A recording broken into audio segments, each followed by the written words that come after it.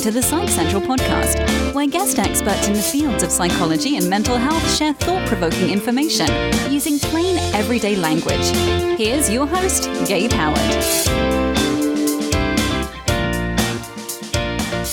Are you having issues sleeping? Because right now, Psych Central podcast listeners can get 25% off a Calm premium subscription at calm.com/central. That's CALM.com/central. 40 million people have downloaded the Calm app. Find out why at calm.com/central.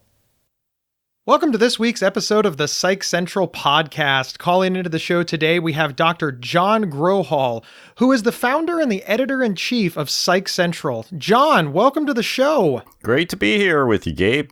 Well, I'm glad to have you. Today, we're going to be discussing a Twitter trend called dopamine fasting. Can you explain what that is? Good old dopamine fasting. Yeah, that sounds like a fun thing, right? So dopamine fasting, it's this idea that by restricting your pleasurable daily activities, things that you normally enjoy doing on a daily or weekly basis, such as drinking, alcohol, sex, drugs, gaming, even talking to others, checking your Facebook feed, your social media feeds, and in some extremes, even pleasurable eating, that if you cut all that out for 24 hours, for 48 hours, you are somehow magically going to reset your neurochemical makeup in your brain. I have a million questions about this, but let's start at the very, very beginning. What is dopamine? Dopamine is a neurotransmitter chemical in your brain, very important for how your brain functions. It is something that we call as a part of the dopamine motive system, because the dopamine system in the brain functions on both motivation and reinforcement. It's not just a reward system, as many people believe, that we most often hear dopamine attached to things talking about drug addiction, that when people get addicted to cocaine or some other drug, that it screws up their dopamine receptors in their brains.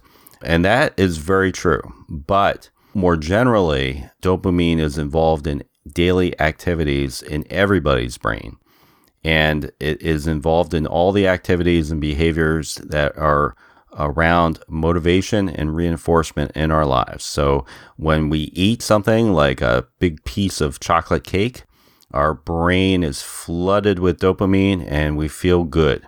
Dr. Grohol, I'm not a psychologist, I'm not a therapist, I'm not a researcher, and I'm certainly not a neurologist.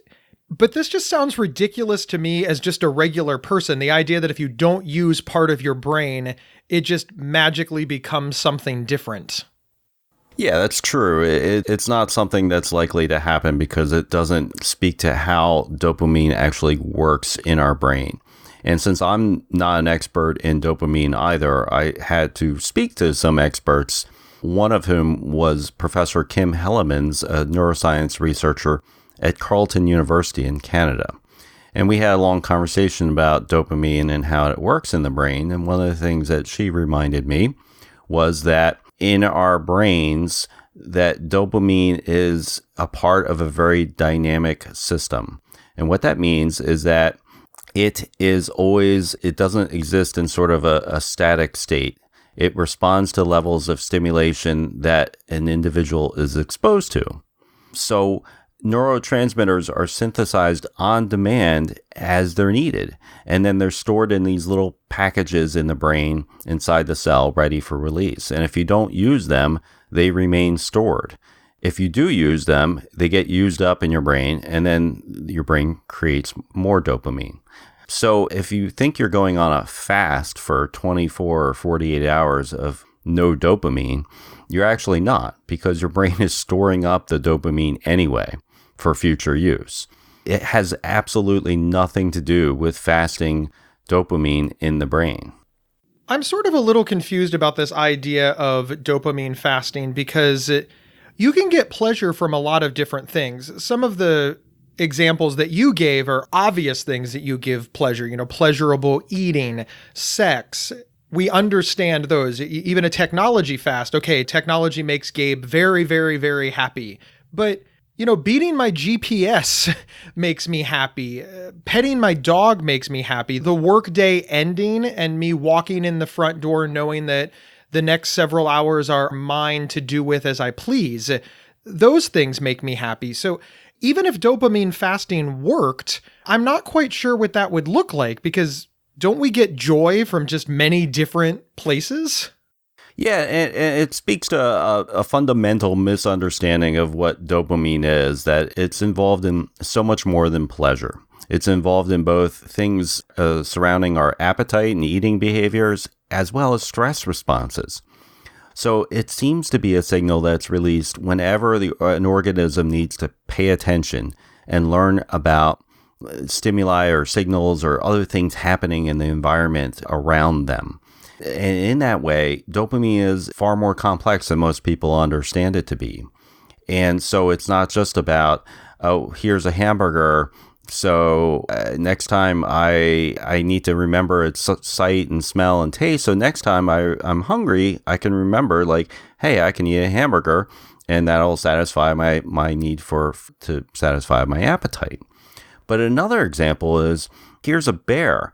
So I must remember where I saw this bear so I don't go into the bear's territory again in the future, so I can avoid it and not get eaten by a bear. I like all examples that have to do with not being eaten by a bear. I just feel the need to say that, Dr. Grohol. We take it for granted that we live in this civilized world where we drive around in automobiles and we eat pre-prepared food items from McDonald's or Burger King or whatnot.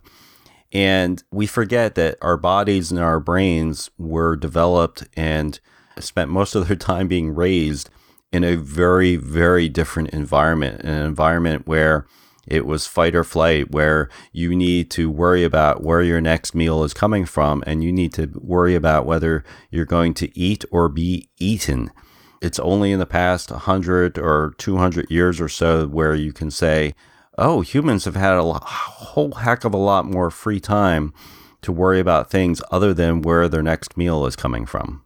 What's interesting to me is that people believe this because the brain is very, very advanced. And it's so advanced that you, Dr. Grohol, who have an advanced degree in psychology, had to find somebody who had, a more advanced degree in the brain to understand this.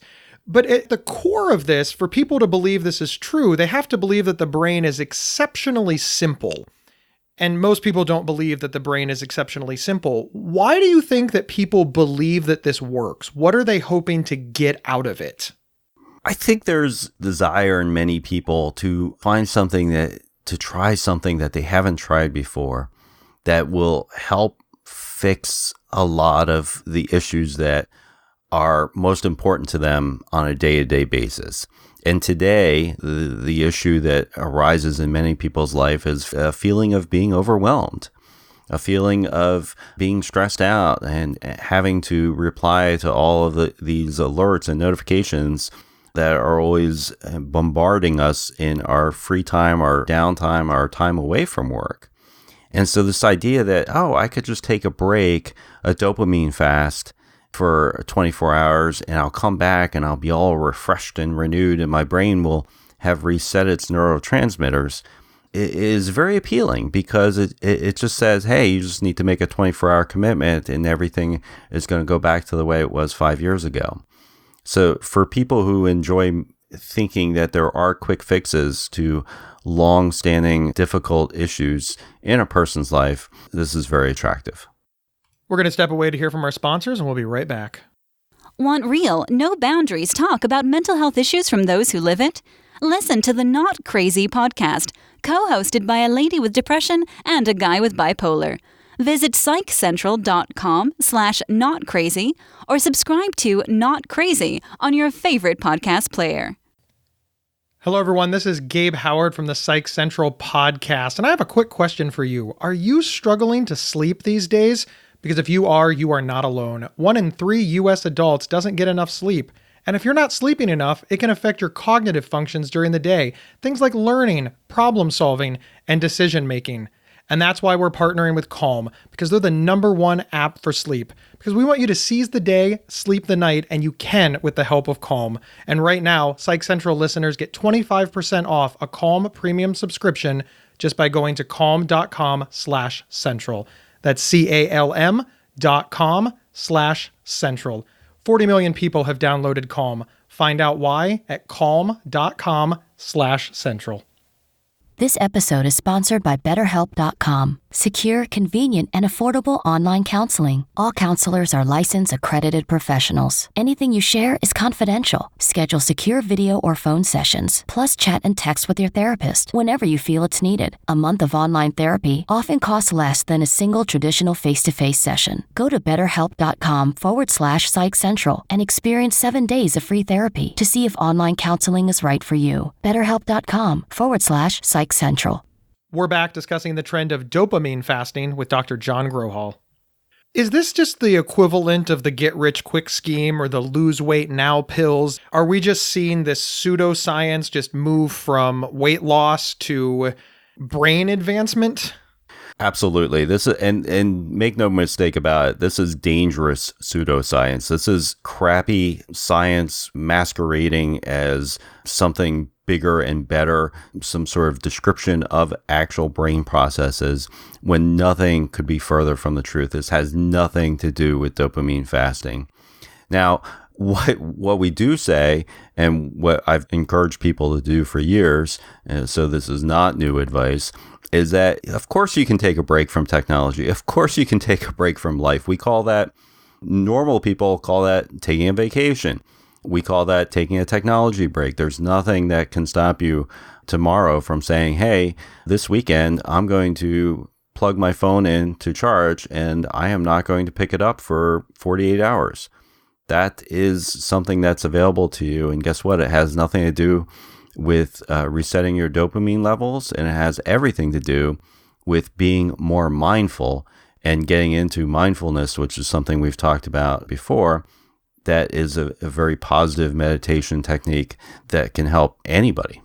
In my younger days, I was exceptionally overweight, and I wanted to lose a lot of weight, and I bought into the internet. Gabe Howard was fooled by the internet, and I bought these magic pills. And that's really the best thing that I can say about them. They were magic pills, because they explained that if I took these pills, that it would rewire my internal processes, for lack of a better word, and help me lose weight. And in order for these pills to be most effective, I had to take them with 4 glasses of water. I had to fast 2 hours before taking them and 2 hours after taking them. And they were not fat soluble, so I couldn't eat a lot of fat with them. And it really helped if I went for a walk in the morning and a walk at night. And I took these pills 4 times a day. And I followed all of the instructions perfectly, and it worked like gangbusters. The magic pills worked amazingly, and I lost a bunch of weight. And then somebody pointed out to me that, of course, the reason they were working is because I was drinking all of this water, I was doing all of this walking, and I had completely cut fat out of my diet to make sure that the magic pills worked. On one hand, I was tricked, but I did lose weight, and the pills were probably just sugar pills. They probably did nothing negative to my body. The reason I'm telling this story is this like the same thing? If somebody calls it dopamine fasting, but they do put down the technology, they do go for a walk, they do read a book, will they get positive results even though the mechanism that's in place is not what they think is happening? Or is it worse than this? Is it dangerous? Could they actively harm themselves? Look, my problem with calling it dopamine fasting is that it takes us down another step on the road to ignorance, which is where we simplify very complex systems to a point of meaninglessness. If words don't have meaning, then we can't share the same language and we can't communicate very clearly with one another. So if everybody starts calling things dopamine fasting when they really mean just taking a break, suddenly they have this belief that they understand how the brain works that has nothing to do with how the brain actually works. And it just takes us down another level in the conversation of trying to help people really understand how the brain works. So when we talk about other things like mental illness, we don't get even more confused because, I heard that I can just take a dopamine fast and that'll cure my mental illness. I heard I could just take a dopamine fast and that can cure my depression. So I think language is super important, and I think using words with their actual meanings is very helpful to having a clear conversation where everybody's sort of on the same page. Now, of course, you can do all the things that are recommended in a dopamine fast and still gain the same benefits no matter what you call it. My point, I guess, is that we've all been doing these things for years and we didn't have this dumb term to call it that. And it doesn't help anyone understand how the brain works, how their behaviors work any better by using this kind of terminology. Look at it like the supplement industry. Here's an industry in the United States which is 122 billion with $1 billion a year. And most research that has been done on supplements show that they are not useful to the vast majority of people who take them. They have no meaningful effect on your body's health or well-being or long-term longevity in terms of extending your life or warding off any kind of disease. So they act very much like a placebo and a sugar pill, and yet people spend $122 billion a year for these placebos. I don't know that, going on a dopamine fast, putting down technology, etc., is going to hurt anyone. It really isn't, right? But it is important that we try and use the words that we're given in the ways that they actually mean, because like I said, I feel like if we start talking about things like dopamine, which scientifically we know quite a lot about, and then put it together with another word that has no business being there, fasting, we come up with these just dumbed down versions of science that are all leading us down a path of not being able to communicate with one another. Well, and to build on your point of the supplement industry, the billion-dollar supplement industry, because that industry has gotten so big and so profitable and so powerful, it has swayed public opinion. We now have people who say things like, oh, no, big pharma is just trying to make a profit off of me. I have to trust the supplements who are somehow natural and pure. So they're moving away from research and helpful medicines and doctors in order to believe the unregulated supplement industry. And in that way, it has left people in harm's way. So it's, of course, possible that if we start believing, like you said, that all we have to do is a dopamine fast and suddenly depression, bipolar disorder, schizophrenia, etc., is all going to be cured, it's not a far stretch to say, and that's why big pharma is taking advantage of us, because after all, and then...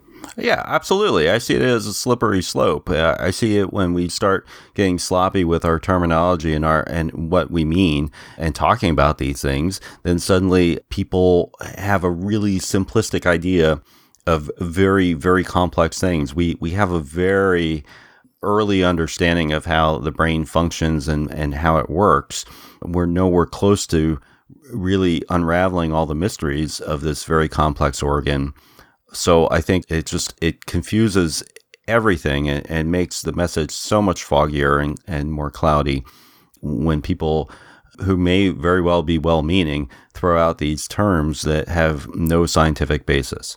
So John, the takeaway is dopamine fasting doesn't do anything, but taking a break from technology or taking a vacation can do wonders for your mental health. Absolutely. And I cannot encourage that enough, that people need to not become slaves to the tools that they welcome into their lives. And I've said it before, you don't need an alert to tell you every time someone has had a reaction on Instagram or Facebook or any other your social media. Turn off alerts, become more mindful in your life, and use technology as the tool that it was intended to be. Don't let it be the thing that rules your life. We've seen it negatively impact many, many people's lives because they're being dictated by the technology rather than dictating to the technology. So take a break when you need it, and don't get caught up in the new snake oil. And leave discussions of dopamine to neuroscientists. Absolutely. Dr. Grohol, thank you for being on the show. We appreciate having you. Always a pleasure. You bet. And remember, everyone, we appreciate you too. You can get 1 week of free, convenient, affordable, private online counseling anytime, anywhere, simply by visiting betterhelp.com/psychcentral. We'll see everyone next week. You've been listening to the Psych Central podcast. Want your audience to be wowed at your next event? Feature an appearance and live recording of the Psych Central podcast right from your stage. Email us at show@psychcentral.com for details.